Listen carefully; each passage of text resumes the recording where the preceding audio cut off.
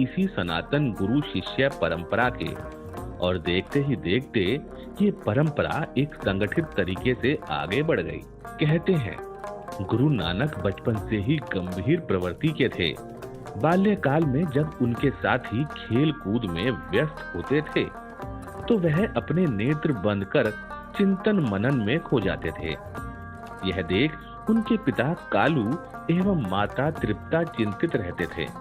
उनके पिता ने पंडित हरदयाल के पास उन्हें शिक्षा ग्रहण करने के लिए भेजा, लेकिन पंडित जी बालक नानक के प्रश्नों पर निरुत्तर हो जाते थे और उनके ज्ञान को देखकर समझ गए कि नानक को स्वयं ईश्वर ने पढ़ाकर संसार में भेजा है।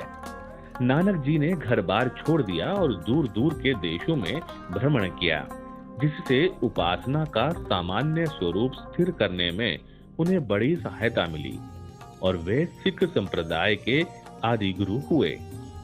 गुरु नानक जी का विवाह कन्या सुलक्षणी से हुआ।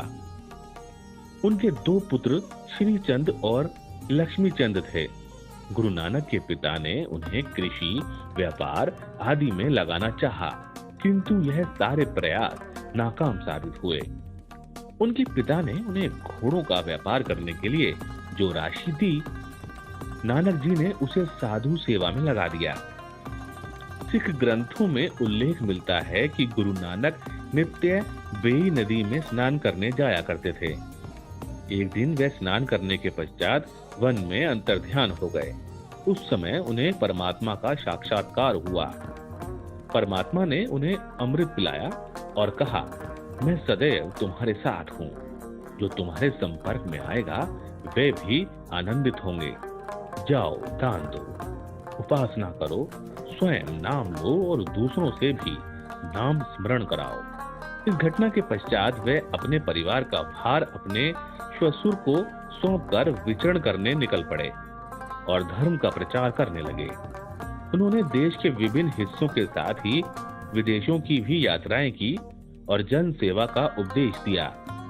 बाद में वे करतारपुर में बस गए। गुरु नानक देव जी ने जात पात को समाप्त करने और सभी को समान दृष्टि से देखने की दिशा में कदम उठाते हुए लंगर की प्रथा शुरू की थी।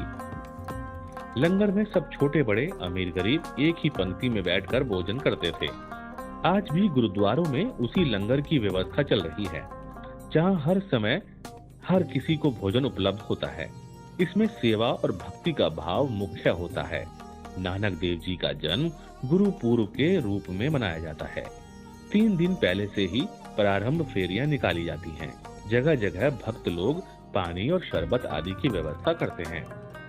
इन्होंने गुरु गद्दी का भार गुरु अंगद देव जी को सौंप दिया और स्वयं करतारपुर में ज्योति में लीन हो गए।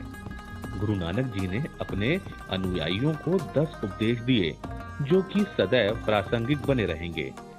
गुरु नानक जी की शिक्षा का मूल निचोड़ यही है कि परमात्मा एक, अनंत, सर्वशक्तिमान और सत्य है। वह सर्वत्र व्याप्त है।